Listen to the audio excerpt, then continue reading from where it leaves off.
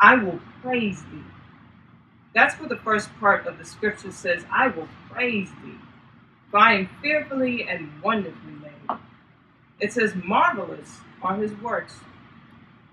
For a long time, I didn't feel like a marvelous work. I felt like a reject, a mistake. God really did intend for me to be here. Look at all these other beautiful things. I'm just a flaw in the design, an accidental hiccup in his grand creation. Then he showed me that he is God and righteous and just in everything he does. I have a purpose. There is a plan for me. It may not be the one I want, but it's the one that I need. Stop looking in the mirror and rejecting me, God said. I know what I'm doing. Trust and believe. I kept looking in the mirror, wishing I was 5'9". Lanky frame replaced with thickness to go with my subtle curves. I'm 5'6", and I'm a stick figure. I have acne. I'm not a graceful, thin fatale. I'm me. Awkward, shy, a bit feisty at times, somewhat of a mumbler. Until I get a hold of a mic, then God is moving all through my voice.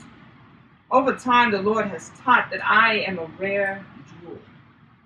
Rare jewels aren't just admired for their beauty, it's their worth that makes them special. Deep inside, we possess a treasure that is our soul. It's priceless.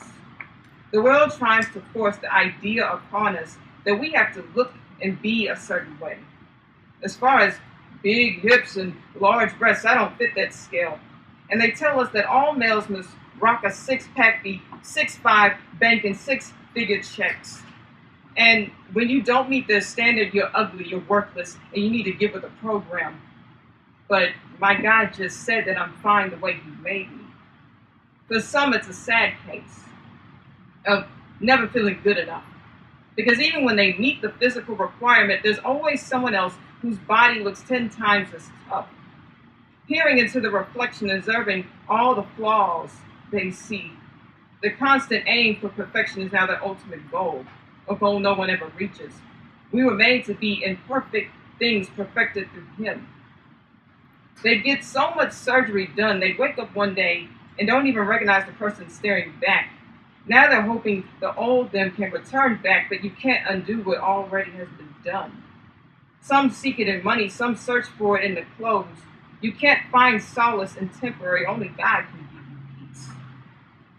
Even the artist you listen to tells you about all they have.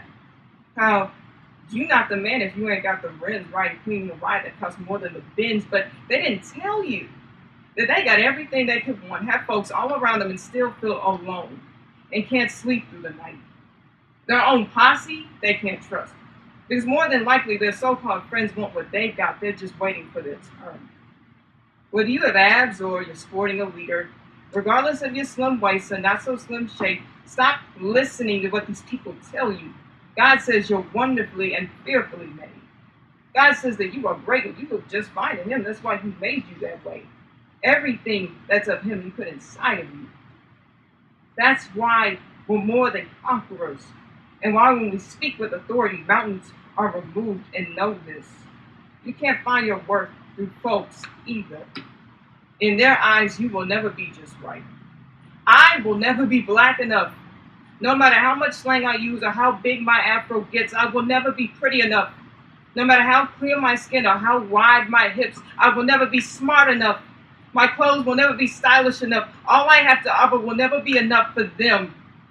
Trying to find worth through flawed crowds whose superficiality lies within a jacked up mentality is hopeless. So the next time you look in that mirror, take notice and thank God for never making a mistake. Shut out those voices of opinions who try and tell you what you should look like and how you should be, because marvelous are thy works, and that my soul knoweth right well. My soul knows it well, very well.